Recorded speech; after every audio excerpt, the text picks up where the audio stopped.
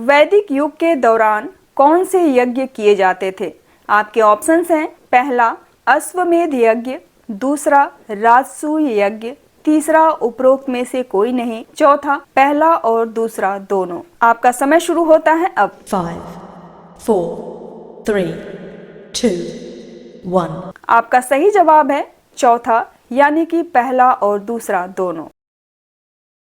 आपको बता दूं, वैदिक युग 1500 ईसा पूर्व से 600 ईसा पूर्व की अवधि से शुरू होता है और इसे आगे दो भागों में वर्गीकृत किया गया है। पहला प्रारंभिक वैदिक काल, जो कि 1500 ईसा पूर्व से 1000 ईसा पूर्व तक था, और दूसरा उत्तर वैदिक काल, जो कि 1000 ईसा पूर्व से 500 ईसा पूर्व तक था। प्रारंभिक वैदिक काल के बारे में सारा ज्ञान ऋग्वेद से आता है और ऐसा कहा जाता है कि इस काल में, मतलब प्रारंभिक वैदिक काल के लोग आमतौर पर सप्त सिंधु मतलब 7 नदियों की भूमि के क्षेत्रों तक ही सीमित थे, जबकि बाद के वैदिक लोग पूरे उत्तर भारत पर कब्जा करने की कोशिश किए। वैदिक काल के दौरान पुजारियों द्वारा 3 सबसे महत्वपूर्ण यज्ञ किए जाते थे, जो इस प्रकार हैं: अश्वमेध यज्ञ, राजसूय यज्ञ, वाजपेयी यज्ञ। और इन बलिदानों या यज्ञों को करने का एकमात्र कारण अपने प्रतिद्वंदियों या पड़ोसियों को राजा की शक्ति दिखाना था। राजसूय यज्ञ में विभिन्न अनुष्ठानों और बलिदानों के संचालन से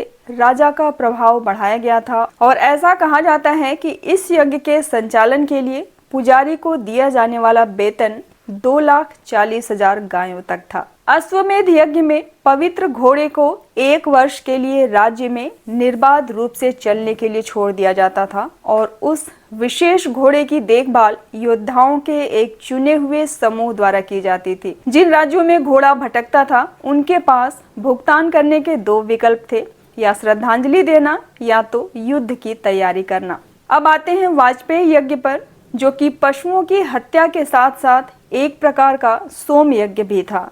इस यज्ञ में सोम को 3 बार निकाला जाता था और यह आम तौर पर शरद ऋतु के मौसम में किया जाता था और इसके साथ ही अग्नि को मवेशियों की बलि भी दी जाती थी।